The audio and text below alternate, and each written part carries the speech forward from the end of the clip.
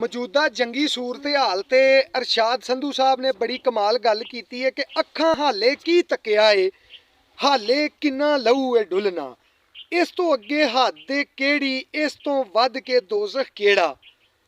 किथे गए प्रचार वफा दे, झूठे दावेदार वफा दे। ना कोई अग बुझावन आया, ना कोई दुख वंडावन आया।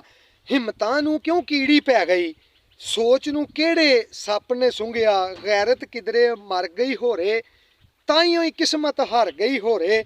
एडे एडे मारू सौ गए, अमना दे प्रचारू सौ गए।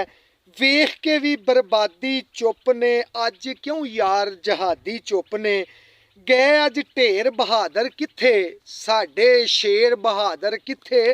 ते बंबां दे अचार चा पाओ, कुत्तियां दे गल हार चा पाओ। जेड़े बंदे दाड़ी जांदे, वड्डी टुकी साड़ी जांदे। सजरे फुल लताड़ी जांदे, छावां सूली चाड़ी जांदे। एक एक बाग उजाड़ी जांदे।